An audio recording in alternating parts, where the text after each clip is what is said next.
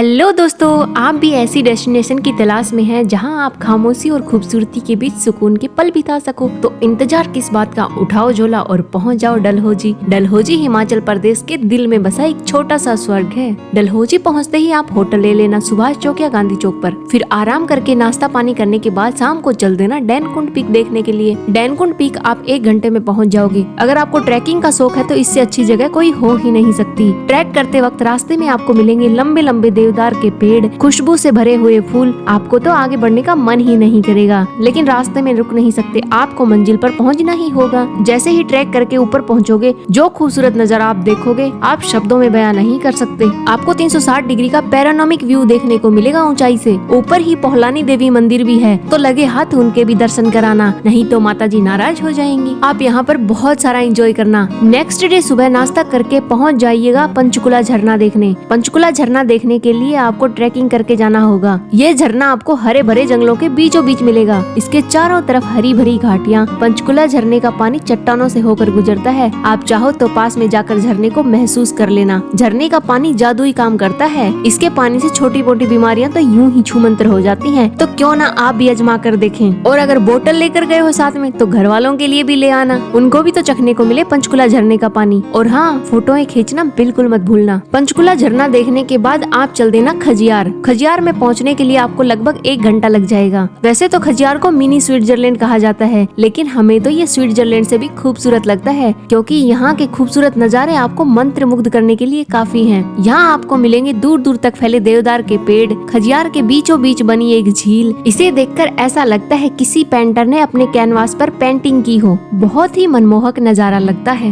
यहीं पर डली हुई बेंच पर बैठकर आप घंटों बिता सकते हो, बिना कुछ कहे, बिना कुछ सुने, बस चुपचाप इस दृश्य को निहारते हुए। आप चाहो तो इन खूबसूरत वादियों में मैगी और चाय की चुस्की का मजा ले सकते हो। यहाँ पर आपको एक छोटी सी स्टॉल मिलेगी जहाँ पर आपको गर्मा गर्म चाय और टेस्टी टेस्टी मैगी खाने को मिलेगी। इतना ही नहीं, आप यहाँ पर एडवेंचर एक्टिविटी भी कर सकते हो। यहाँ पर आप चाहो तो जॉर्बिंग कर लेना। अगर नीले आसमान में उड़ने का मन हो तो पैराग्लाइडिंग कर लेना, और कुछ ना करने का मन हो तो बैठकर चुपचाप खजियार को ही निहार लेना। ये सभी एक्टिविटी करने के लिए आपको खर्च करने होंगे मात्र 4000 रूपए। अगर आपको 4000 रूपए नहीं खर्च करने तो आप सिर्फ फोटोग्राफी ही कर लेना। ये पिक्चर परफेक्ट जगह है, तो बहुत सारी फोटोएं लेना। आप चाहो तो खजियार में ही पूरा दिन बिता सकते हो, क्योंकि इतनी खूबसूरत जगह है। यहाँ पर पूरा दिन कब बीत जाएगा आपको पता भी नहीं चलेगा। अब हम आपको बताते हैं कि आपकी डलहौजी की 2 दिन की ट्रिप में आपको कितना खर्चा होगा। डलहौजी में आप होटल 500 से 5000 तक ले सकते हैं। आपको यहाँ पर बजट और लग्जरी सभी होटल मिलेंगे। जैसा आपका बजट हो आप बुक कर लीजिएगा।